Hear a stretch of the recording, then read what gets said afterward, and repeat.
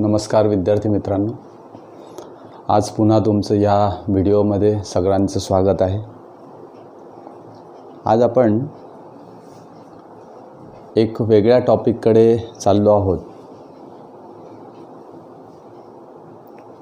Circle या प्रकरणामध्ये आपण मागच्या व्हिडिओमध्ये, कालच्या स्ट्रीममध्ये आपण इन्स्क्राइब्ड अँगल थेरम आणि त्या थेरमचं प्रूफ याचा आपण मागच्या व्हिडिओमध्ये विचार केला। मागच्या व्हिडिओमध्ये त्याचं प्रूफ आपण लिहिताना अनेक कन्सेप्ट्स त्या ठिकाणी वापरले आणि मग असं दिसलं आपल्याला की major of the inscribed angle is equal to half of the intercepted arc. Yes, now this theorem is very important. Now let us learn the very important point, that is what is meant by cyclic quadrilateral. Now what is a cyclic quadrilateral? It is a quadrilateral, but how we say that it is a cyclic quadrilateral, or why we say that this quadrilateral is a cyclic quadrilateral? Now observe the figure. In this figure A, B, C, D, it is a one of the quadrilateral given to you, and a circle passes through all four vertices of the quadrilateral. A circle passes through all four vertices of the quadrilateral. क्वाड्रिलॅटरलच्या चारही व्हर्टायसेसमधून एक circle जात आहे। याचाच अर्थ काय की all the four vertices of the quadrilateral are lie on the circle.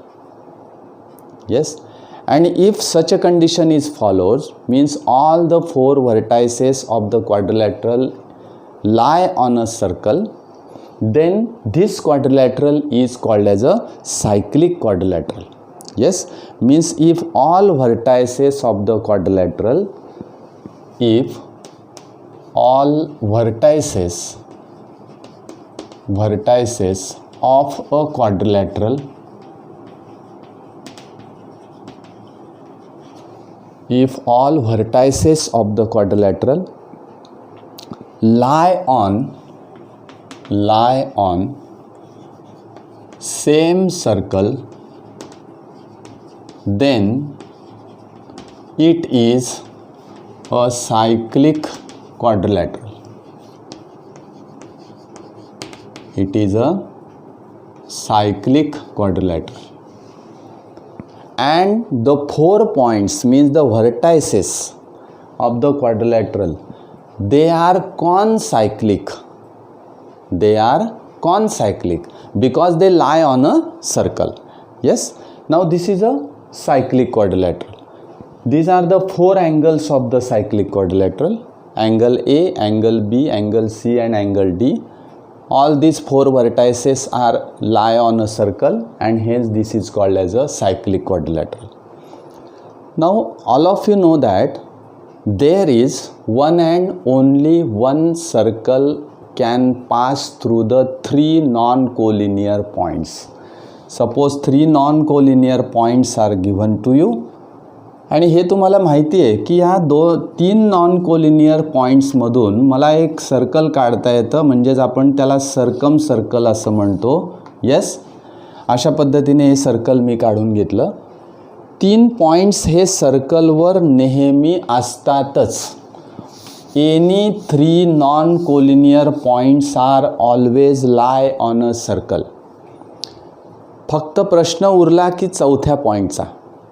चौथा point केव्हा त्या सर्कलवर असेल त्याच्या काही कंडिशन्स दिलेल्या आहेत, त्या आपल्याला बघायच्या आहेत पुढे. पण आत्ता एवढं लक्षात ठेवा की what is mean by cyclic quadrilateral?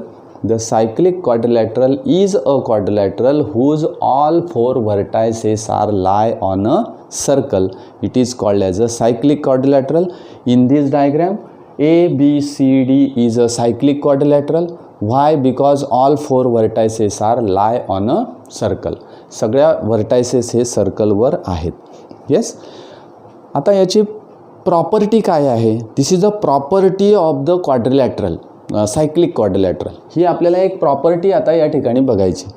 ती प्रॉपर्टी म्हणजे ऑलरेडी पुढे ती टेस्ट आहे वगैरे, पण मग या सायक्लिक क्वाड्रिलॅटरलची प्रॉपर्टी काय आहे?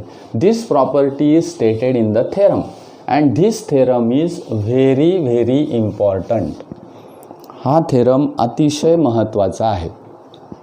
कारण काय, एक तर पहिला भाग हा थेरम सोपा आहे, त्याच्यामध्ये काही जो आपण इन्स्क्राइब्ड अँगल जे शिकलेलो आहेत, थेरम जो शिकलो आहे त्याचा उपयोग आपल्याला त्या ठिकाणी करायचा आहे. म्हणून हा थेरम नीट बघा. Opposite angles of, theorem is opposite angles of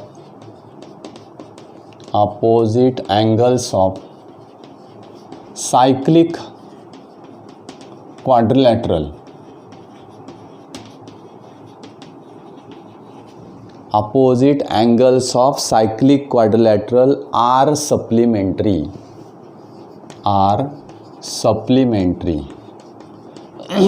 Now this is a quadrilateral, this is a cyclic quadrilateral. Yes. Now in this diagram, quadrilateral ABCD is a cyclic. Given quadrilateral ABCD is a cyclic. Yes, cyclic quadrilateral. आता हा cyclic quadrilateral असेल तर काय घडेल? If it is a cyclic quadrilateral then what we prove here? We prove that to prove first, that is angle A plus angle C is equal to 180 degree. Means this is angle A, this angle is C, is equal to 180. Second, angle B plus angle D is equal to also 180. This we prove, this we have to prove. Means angle A plus angle C is 180, angle B plus angle D is equal to 180. मग हे prove करायचं असेल मला तर काय करावं लागेल मला? We use the inscribed angle theorem here. Inscribed angle theorem मला या ठिकाणी वापरावं लागेल.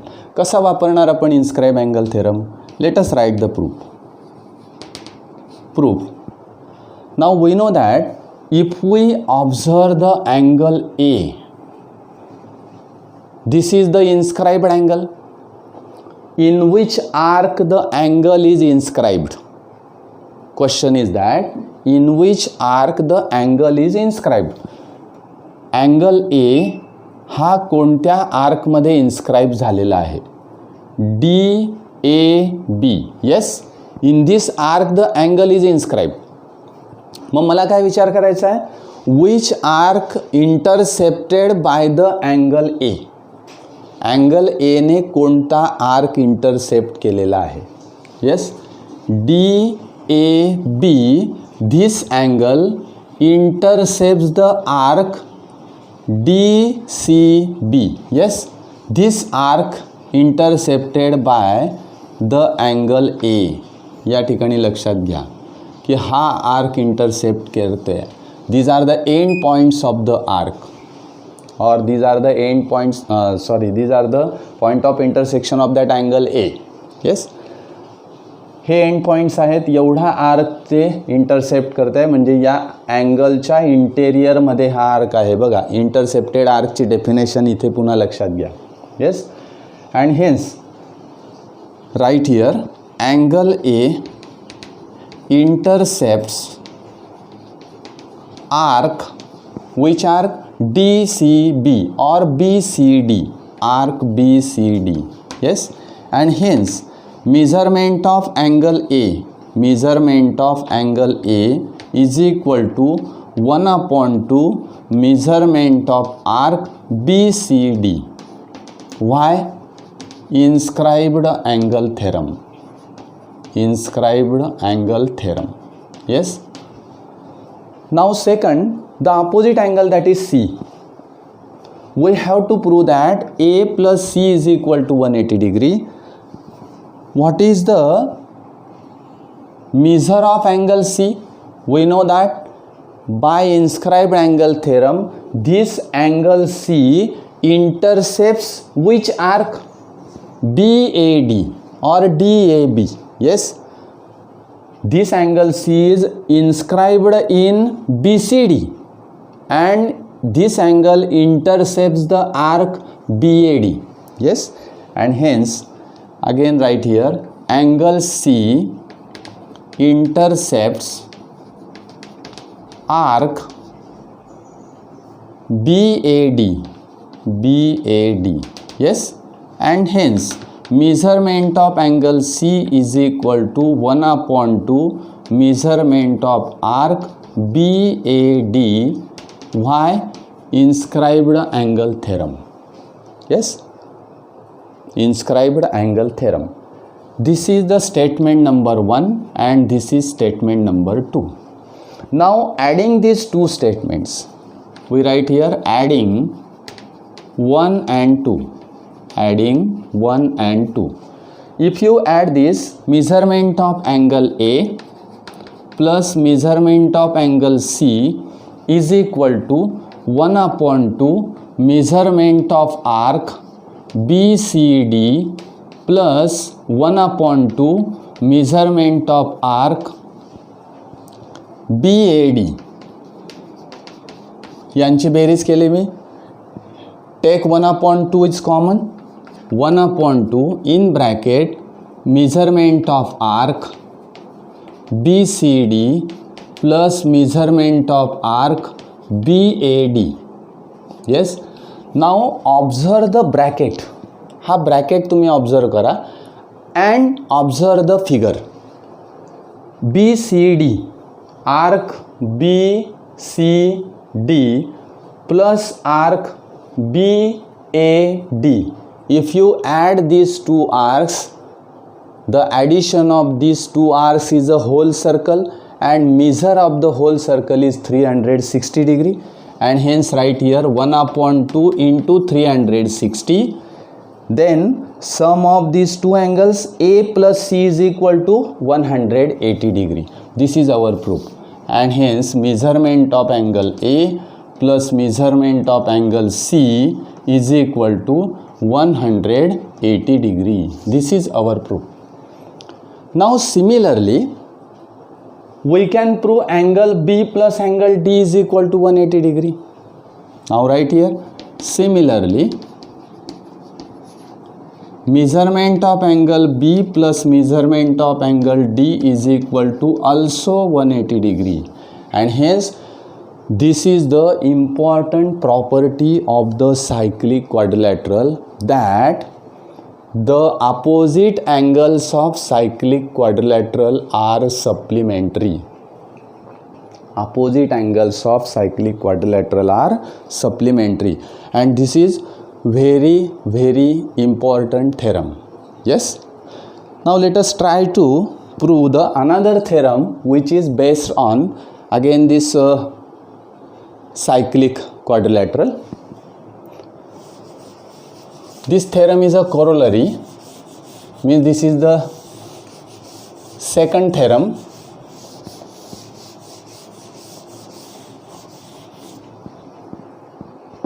Theorem is given now. An exterior angle theorem, an exterior angle of cyclic quadrilateral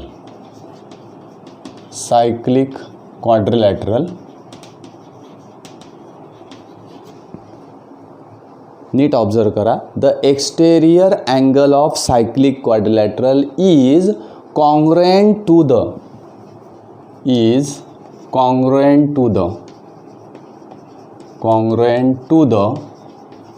कोणाशी congruent असेल? congruent to the angle opposite to its adjacent interior angle. Angle opposite to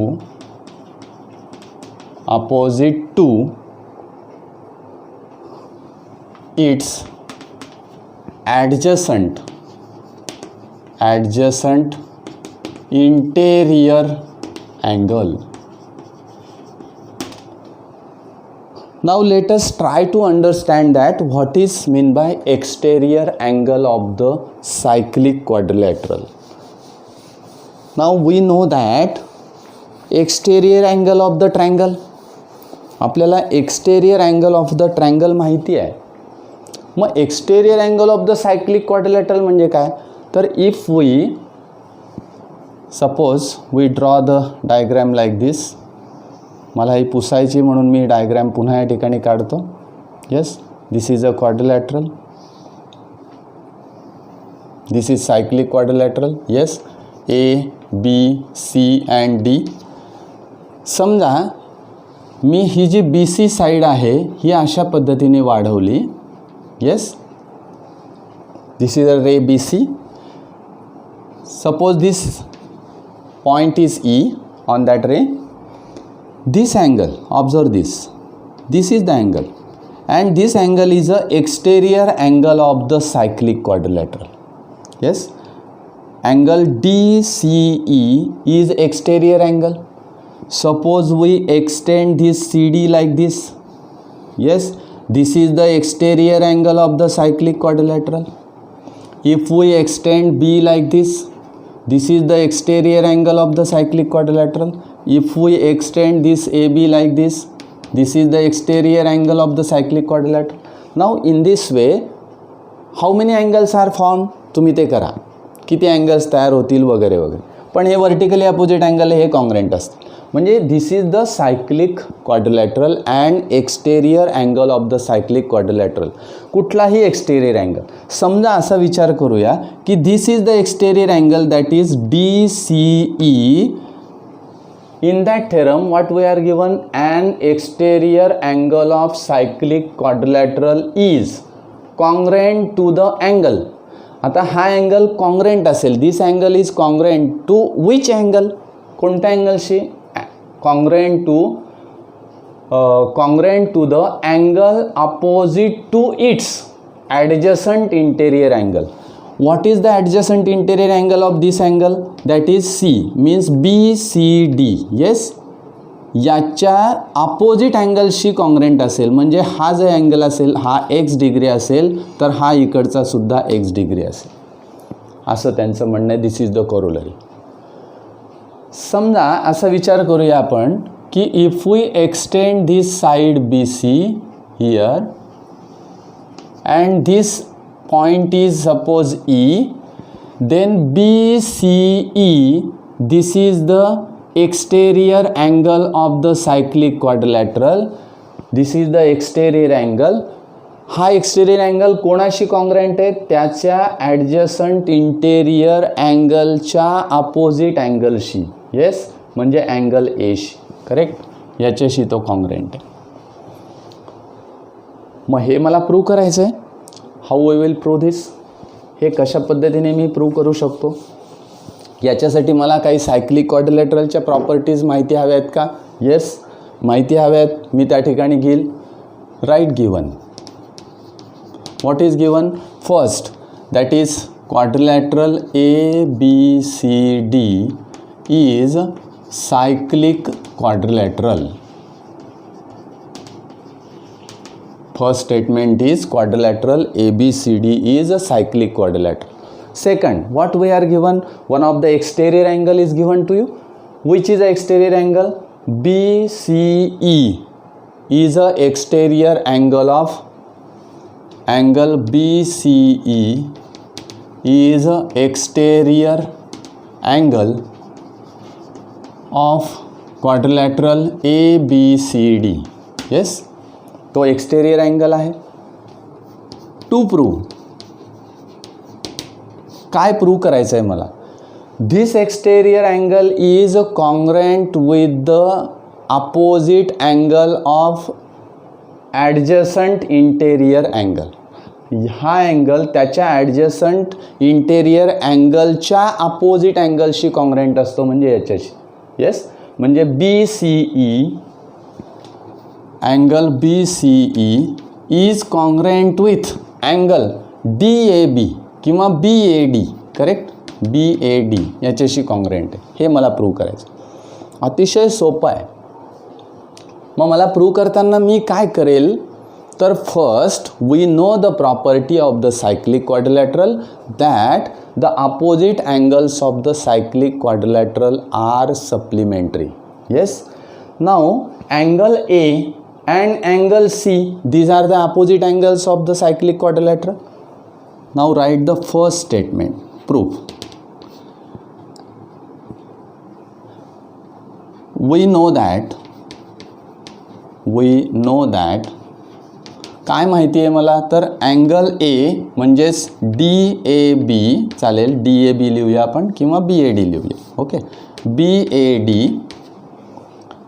angle BAD is equal to or congruent with angle BCD. Angle BCD. Sorry, not is equal to. माझं चुकलं इथे. Angle BAD plus angle BCD is equal to 180 degree. Reason लिहायचं इथे opposite angles of cyclic quadrilateral. Yes. आणि म्हणून ते supplementary आहेत म्हणून हे स्टेटमेंट मी लिहिलं. Statement number 1. येस. अगेन तुमचं जर ऑब्झर्वेशन करेक्ट असेल तर हे जे दोन अँगल्स दिसत आहेत बघा, BCD and BCE, BCD and BCE, these are the linear pair angles and linear pair angles are supplementary. Again in figure मला काय दिसतंय तर angle BCD plus angle BCE is equal to 180 degree. Linear pair angles.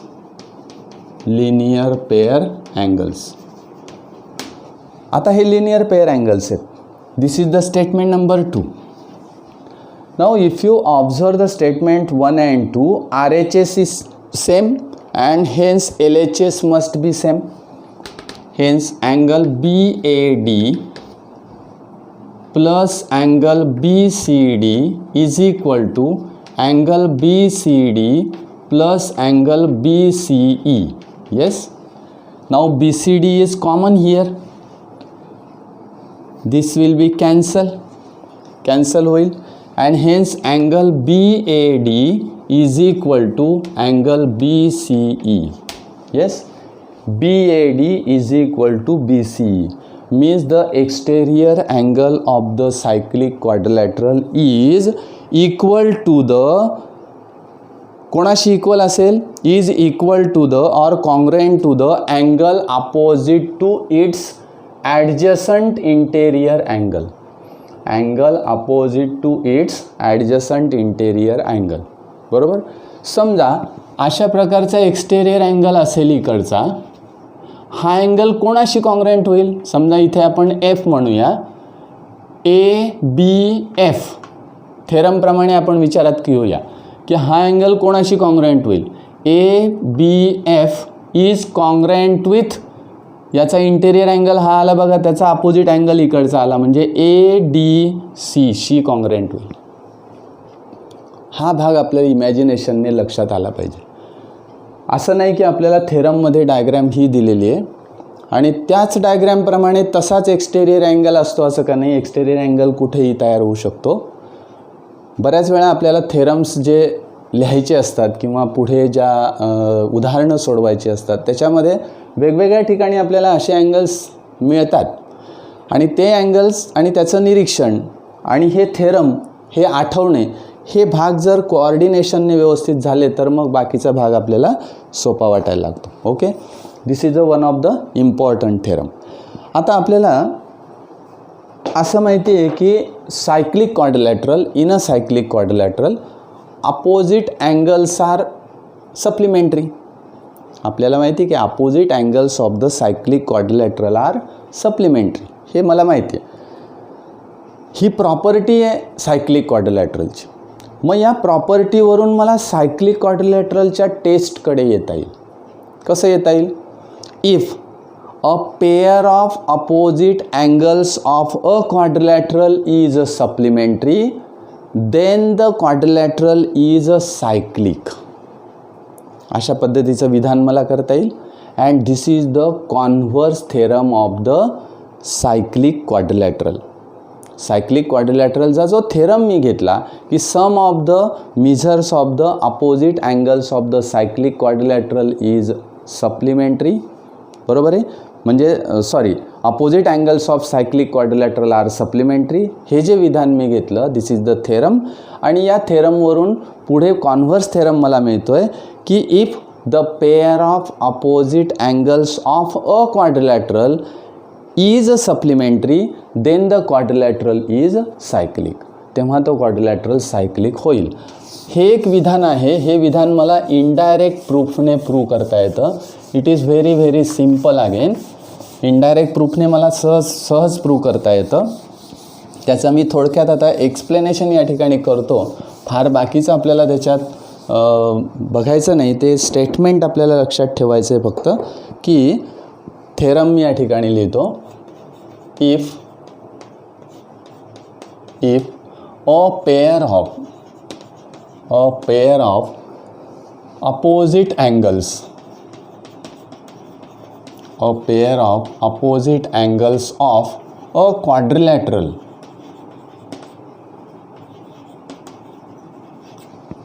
हे बघा, if a pair of opposite angles of a quadrilateral is supplementary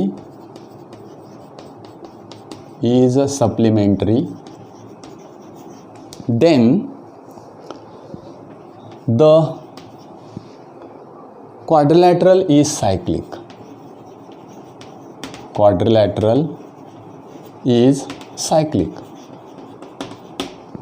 आता दोन विधानं तुम्हाला दिलेत बघा. Opposite angles of cyclic quadrilateral are supplementary and if a pair of opposite angles of a quadrilateral are supplementary then the quadrilateral is cyclic. बरोबर. मग आता हे विधान मला प्रूव्ह करण्यासाठी इनडायरेक्ट मेथडने जावं लागेल. त्या इनडायरेक्ट मेथडने मी सहज ते प्रूव्ह करू शकेल. कॉन्व्हर्स थेरम जर तुम्ही ऑब्झर्व केला तर opposite angles of the cyclic quadrilateral are supplementary ह्या थेरममध्ये दिलेलं आहे. मला दिलं आहे की if the opposite angles are supplementary in any quadrilateral the quadrilateral is a cyclic. असं मला त्या ठिकाणी प्रूव्ह करता येईल. मग आपल्याला असं विचारात घेऊया की every triangle there exist a circle of that triangle. आता क्वाड्रिलॅटरलला किती व्हर्टायसेस असतात? 4 व्हर्टायसेस असतात. मग त्याच्यातले कोणतेही 3 व्हर्टायसेस मी जर घेतले तर तो ट्रायंगल मला काढता येईल. समजा असा विचारात घेऊया आपण, दिस इज अ सर्कल. मला हे थेरम प्रूव्ह नाही करायचं आहे, पण या ठिकाणी मी जस्ट तुम्हाला दाखवतो आहे की हा या ठिकाणी अशा प्रकारचे 3 व्हर्टायसेस मला दिलेले आहेत. येस, असा एक ट्रायंगल मला सहज काढता येईल बघा की ह्या ट्रायंगल म्हणजे ए बी सी आणि डी. क्वाड्रिलॅटरलचे एकूण किती व्हर्टायसेस आहेत? 4. त्याच्यापैकी 3 व्हर्टायसेस तर नेहमी सर्कलवर असतात. म्हणजे इन एनी क्वाड्रिलॅटरल, कोणत्याही क्वाड्रिलॅटरलमध्ये 3 व्हर्टायसेस तर कुठलेही 3 व्हर्टायसेस सर्कलवर मला घेता येतात. चौथा व्हर्टेक्स कुठे असेल त्याचे 3 ऑप्शन्स आहेत. There are 3 options. बघा, म्हणजे एखाद्या वेळेस एक पॉईंट हा जो डी पॉईंट आहे हा इथे असू शकतो, म्हणजे एक्सटेरियरला असू शकतो, लक्षात घ्या. दुसरा डी पॉईंट हा इथे असू शकतो, बघा हा सुद्धा डी मला मिळेल. किंवा तो कुठे असू शकतो? ऑन द सर्कल असू शकतो. बरोबर. मग आता 3 वेळेस कंडिशन वेगवेगळ्या येतील. मग नेमकी कोणती कंडिशन घ्यायची तेव्हा तो चौथा पॉईंट कुठे येईल? सर्कलवर येईल. मग ती कंडिशन कोणती? तर त्याच्यासाठी एक थेरम आपल्याला दिलेला आहे. तो थेरम अतिशय महत्त्वाचा आहे की 3 points are always lie on a circle, but what about the 4th point? चौथ्या पॉईंटबद्दल काय? जर समजा तुम्ही हा चौथा पॉईंट अशा पद्धतीने जोडला तर हा क्वाड्रिलॅटरल सायक्लिक होणार नाही. Quadrilateral is not a cyclic. तो सायक्लिक क्वाड्रिलॅटरल होणार नाही. कारण काय, this fourth vertex is not lie on a circle. म्हणजेच काय, तर अँगल डी आणि अँगल बी यांची बेरीज 180 होणार नाही. बरोबर आहे. मात्र सगळ्या क्वाड्रिलॅटरलच्या ऑल 4 अँगल्सची सम मात्र 360 होईल. हा भाग वेगळा आहे. मग या ठिकाणी हा जो अँगल आहे, हा अँगल अशा पद्धतीने तयार होईल. हा डी एक्सटेरियरला असेल तर. बरोबर. आता इंटेरियरला असेल तर कशा पद्धतीने तयार होईल बघा, अशा पद्धतीने तयार होईल. म्हणजे हा इंटेरियरला असेल तर असा अँगल तयार होतो इथे. येस. आणि जर इथे असेल, डी जर या ठिकाणी असेल, तर मी आता जो अँगल तयार करतो तो वेगळ्या खडूने तुम्हाला या ठिकाणी दाखवतो. हा अँगल अशा प्रकारे तयार होतो. येस.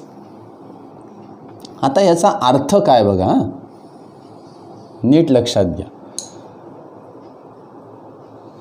हे 2 पॉईंट्स आहेत बघा, हे 2 पॉईंट्स आहेत.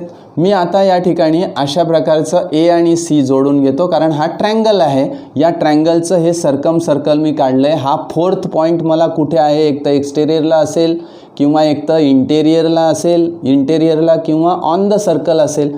मग ऑन द सर्कल असल्यावर काय होईल आणि इंटेरियरला असल्यावर काय होईल बघा.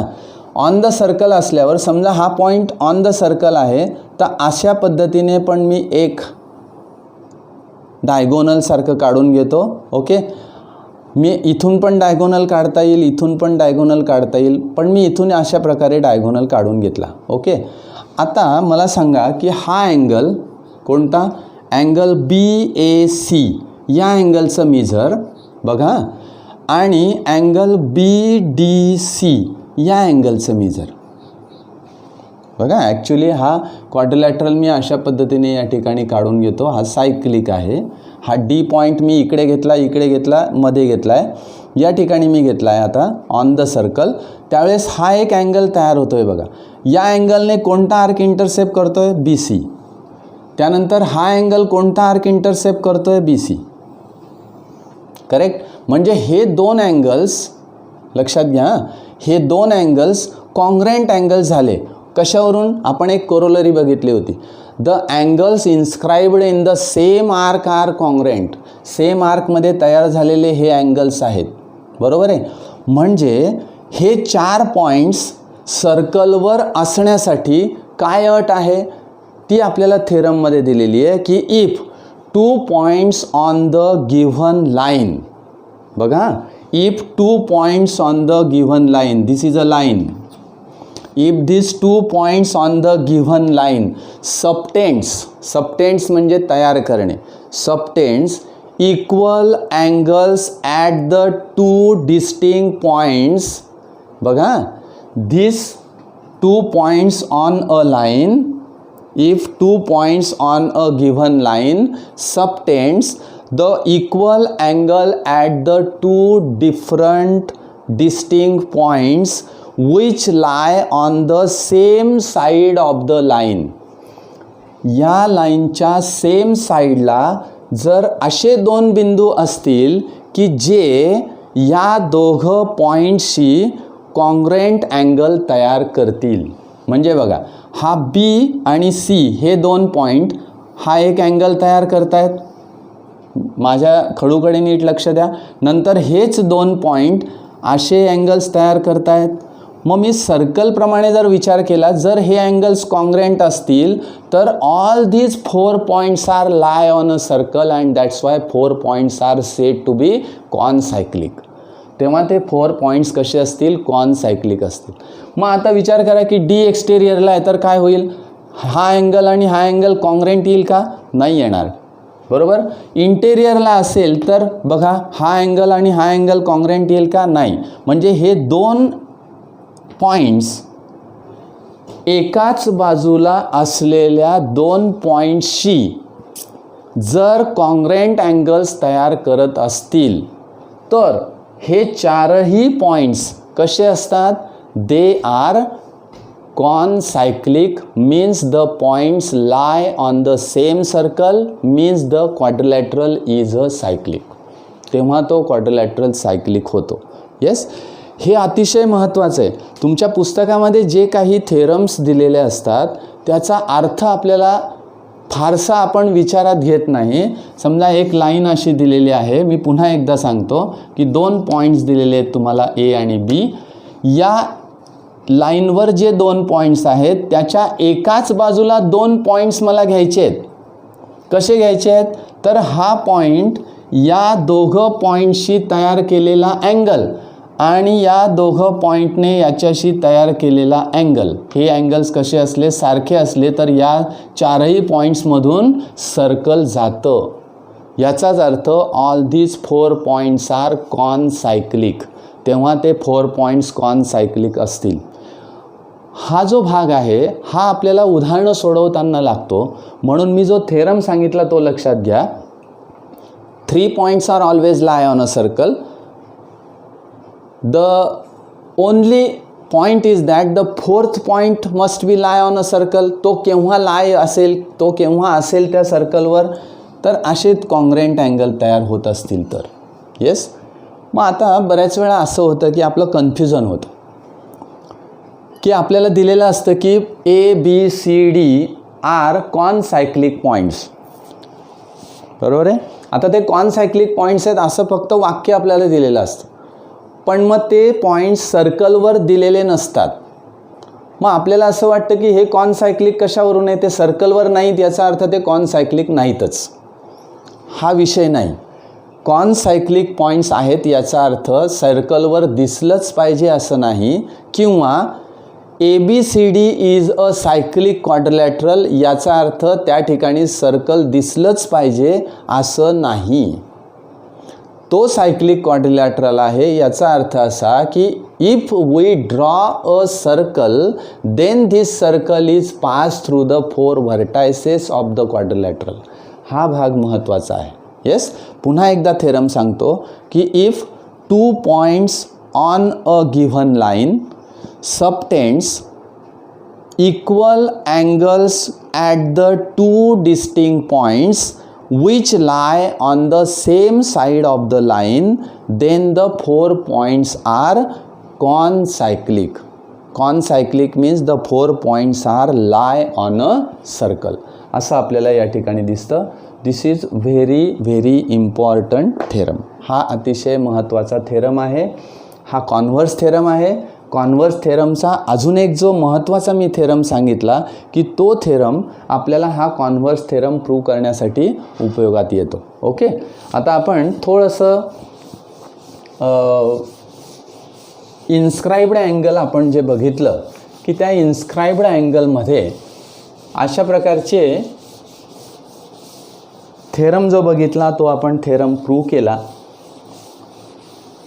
आणि त्या ठिकाणी आपण असं पण म्हटलं की इन्स्क्राइब्ड अँगल केव्हा केव्हा असेल, अशा काही डायग्रॅम्स आपण भरपूर डायग्रॅम्स काढलेल्या होत्या. मी तुम्हाला आठवणीसाठी म्हणून पुन्हा पुन्हा ते सांगतोय. मी 3 डायग्रॅम या ठिकाणी काढतो. आता या 3 डायग्रॅमचे जे फॉर्म्युलीज मी आता या ठिकाणी तुमचे घेणार आहे त्यातला एक फॉर्म्युला जो आहे तो आपण ऑलरेडी प्रूव्ह केलेला आहे. एक फॉर्म्युला जो महत्त्वाचा आहे तो आपण ऑलरेडी प्रूव्ह केलेला आहे. माझं आजचं जे या ठिकाणचं लेक्चर आहे ते अतिशय महत्त्वाचं आहे, लक्षात घ्या. कारण हे जे 3 फॉर्म्युले आहेत त्याच्यातला पहिला जो पार्ट आहे तो मी प्रूव्ह केलेला आहे कालच. त्याच्यानंतर जे 2 पार्ट आहेत त्या 2 पार्टवर आपण आधी उदाहरणं सोडवणार. आधी ते फॉर्म्युले काय आहेत ते नीट बघा. मी 3 पार्ट या ठिकाणी लिहितोय. तुमच्या लगेच लक्षात येईल की आपण कशा पद्धतीने या ठिकाणी गेलेलो होतो. डायग्रॅम मी मुद्दामून या ठिकाणी सरळ हातानेच काढतोय.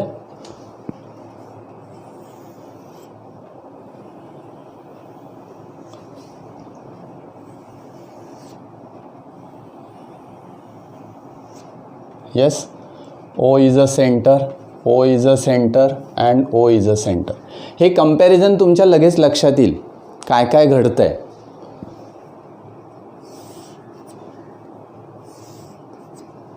दिस angle is ABC, this arc is AXC,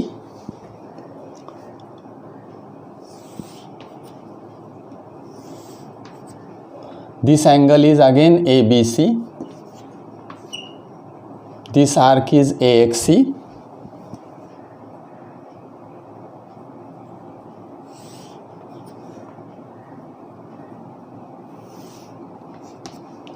This angle is again ABC and this arc is AXC. तीन डायग्रॅम ज्या दिलेल्या आहेत त्याचा कंपॅरेटिव्ह स्टडी आपल्याला करायचा आहे आणि हे अतिशय महत्त्वाचे आहे. हे तीन भाग जे मी तुम्हाला देणार आहे हे तुम्हाला लक्षात ठेवायचे. This is the part 1, this is second condition म्हणूया आपण याला, and this is the third condition. Yes, हे फॉर्म्युले आहेत असं गृहीत धरा. आता हे फर्स्ट कंडिशनमध्ये काय आहे, the vertex of the angle is on the circle means this angle is the inscribed angle. Yes, this angle is a inscribed angle. Which arc is intercepted by this angle? AXC. Yes, in the second diagram, this B, that is the vertex of the angle, is in exterior of the circle. Now this angle is not a inscribed angle. This angle is not a inscribed angle, though the angle intercepts the arc, and in this figure this angle intercepts the two arcs.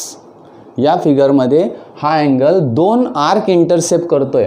पहिला arc AXC and the second arc this is, आपण याला PYQ असं म्हणूया. Yes, this arc is PYQ. हा या ठिकाणी दोन arc मला मिळालेले आहेत. In the third figure the vertex of the angle is in the interior of the circle. हा व्हर्टेक्स कुठे आहे आता? In the interior of the सर्कलला आहे. म्हणजे ही तिसरी कंडिशन मिळाली मला. मग इंटेरियरला असताना can we say that this angle is a inscribed angle? No, this angle is not a inscribed angle, but this angle intercepts the arc. हा अँगल इन्स्क्राइब अँगल नाही आहे, पण हा अँगल आर्क इंटरसेप्ट करतो. Which arc is intercepted by this angle? AXC. AXC हा angle तो arc intercept करतो. मग आता इन ईच फिगर, या प्रत्येक फिगरमध्ये मला काय काढायचं आहे? We have to find the measure of the angle ABC. Yes, प्रत्येक डायग्रॅममध्ये मला अँगल ABCचं मेजर काढायचं आहे. आता मी फक्त फॉर्म्युले देणार आहेत आणि त्या फॉर्म्युल्यावर त्याचं जे प्रूफ आहे ते पण आपण घेणार आहोत. पण याचं जे प्रूफ आहे ते आपण ऑलरेडी घेतलं आहे. This is the inscribed angle theorem. The measure of the inscribed angle is equal to half of the intercepted arc. हे आपल्याला माहिती असल्यामुळे इथे मी असं म्हणतो, here angle ABC intercepts arc AXC, then by inscribed angle theorem. inscribed angle theorem हा भाग सरळ माहिती आहे. मी मुद्दामून परत परत का घेतोय? कारण पुढच्या आपल्याला कंडिशन्सकडे जायचं आहे. हे कंडिशन अतिशय सोपी आहे, हे तुम्हाला माहिती आहे. ABC measurement of angle ABC is equal to 1/2 measurement of arc AXC. हा फॉर्म्युला तुम्हाला माहिती आहे, काल तो झालेला आहे, आपण 2-3 वेळा हा घेतलेला आहे. This is the inscribed angle and measure of this angle ABC is 1/2 AXC. Yes, आता या अँगलचं मेजर मला काढायचं आहे, but this angle is not a inscribed angle. हा अँगल इन्स्क्राइब अँगल नाही, पण तरीही मला त्याचं मेजर काढता येतं. It is very very simple, सहज काढता येतं. मग इन्स्क्राइब अँगल नाही तरी काढता येईल का? येस, तरीही आपल्याला त्याचं मेजर सरळ काढता येतं. मग याचं मेजर काढण्यासाठी मी काय करणार? कशा पद्धतीने? हे प्रूफ लिहायचं आहे आपल्याला. हे प्रूफ आपल्याला पुढच्या व्हिडिओमध्ये दिसणार आहे. पुढच्या व्हिडिओमध्ये आपल्याला हे दोघंही प्रूफ घ्यायचे आहेत. पण आत्ता मी या ठिकाणी तुम्हाला फक्त फॉर्म्युले देतो आहे. त्या फॉर्म्युल्यांचा अर्थ काय आहे तो समजून देतो आणि पुढच्या व्हिडिओमध्ये आपल्याला ते घ्यायचं आहे. या अँगलचं मेजर मला या ठिकाणी हवं आहे. मग मी काय करेल की या अँगलने किती आर्क इंटरसेप्ट केलेले आहेत? 2 आर्क इंटरसेप्ट केलेले आहेत, बरोबर. arc AXC and arc PYQ. बरोबर. Here angle ABC intercepts two arcs. बघा, two arcs and vertex of angle ABC is lie in exterior of circle. सर्कलच्या एक्सटेरियरला हा व्हर्टेक्स आहे, म्हणून measurement of angle ABC is equal to, बघा, ABC किंवा ABQ चालेल किंवा PBC चालेल, अँगल एकच आहे. कारण बऱ्याच वेळा असे उदाहरणं किंवा बरेचसे असे नावं जर आपल्याला प्रश्नपत्रिकेत पुस्तकात वाचायला मिळाले तर आपण म्हणतो की अँगल बदलला. अँगल बदलत नाही, अँगल हा मधलं अक्षर म्हणजे अँगल असतो, लक्षात ठेवा. म्हणून ABC इज इक्वल टू, याचं मेजर कसं येईल तर 1/2 in bracket measurement of arc AXC, measurement of arc AXC minus measurement of arc PYQ. बघा या ठिकाणी मी कशा पद्धतीने लिहिलेलं आहे, म्हणजे if the vertex of the angle is in the exterior of the circle, then the measure of the angle is equal to half of the difference of the two arcs intercepted by the same angle. मी जे बोललेलो आहे ते या ठिकाणी दिसतंय का बघा. measure of the angle ABC is equal to half of the difference of the two arcs intercepted by the angle ABC. ABC ने किती आर्क इंटरसेप्ट केले, AXC and PYQ. Yes, AXC आणि PYQ यांच्या डिफरन्सच्या निम्मे, लक्षात घ्या, कोणाचं मेजर असतं, या ABCचं मेजर असतं. Yes, this is very very important formula again. He conditions मला द्यायच्या होत्या. आता थर्ड पॉईंट आपण बघूया. Here the vertex of the angle is in the interior of the circle. आता या अँगल ABCचा वर्टेक्स कुठे आहे, इंटेरियरला आहे. Right here vertex of angle ABC is in the interior of the circle. बरोबर. मला या अँगलचं मेजर हवं आहे, बघा, या अँगलचं मेजर हवं आहे.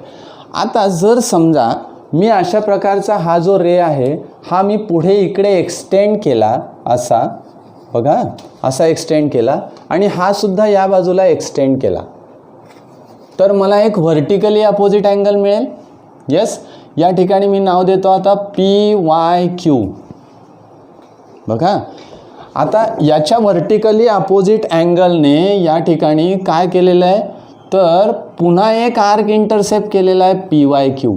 कोणी, या अँगलच्या व्हर्टिकली अपोजिट अँगलने अजून एक आर्क त्या ठिकाणी काय केलेला आहे, इंटरसेप्ट केलेला आहे. बरोबर. मग आता हे दोन आर्क मला मिळाले, म्हणजे arc intercepted by the angle ABC and arc intercepted by the angle vertically opposite angle of angle ABC. Angle ABCच्या व्हर्टिकली अपोजिट अँगलने सुद्धा एक आर्क इंटरसेप्ट केलेला आहे. मग आता या अँगलचं मेजर मी लिहिणार आहे, बघा, या अँगलचं मेजर किंवा या अँगलचं मेजर, कुठलंही अँगल मला चालेल कारण ते दोघंही कॉन्ग्रंट आहेत.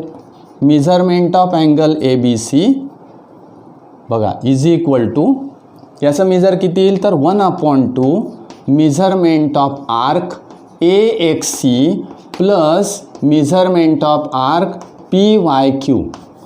बघा या फॉर्म्युल्यात काय झालं, आता याच्या आणि याच्यात फरक काय, म्हणजे मी जे तुम्हाला सांगितलं की अभ्यास करताना साम्य आणि भेद लगेच लक्षात घ्यायचे तर आपले फॉर्म्युले पाठ होतात, सहज पाठ होतील. Measurement of angle ABC, where is ABC, this is ABC, vertex is in the interior of the circle and hence the measure of this angle is equal to half of the sum of the measures of the arcs intercepted by the angle and its vertically opposite angle. म्हणजे एक angle, जो angle दिलेला आहे तो त्याच्या vertically opposite angle, या दोघंही अँगलच्या अँगलने जे इंटरसेप्ट केलेले आर्क आहे त्यांच्या बेरजेच्या निम्मे.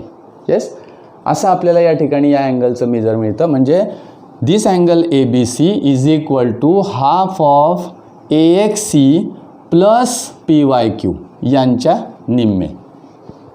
बरोबर आहे. काय झालं इथे? डिफरन्स आला, इथे सम आली. When vertex is in the exterior 1/2 difference घ्यायचा, vertex is in the interior 1/2 घ्यायचाच आहे, पण सम घ्यायची. हा जो भाग आहे हा आपल्याला लक्षात घ्यायचा आहे.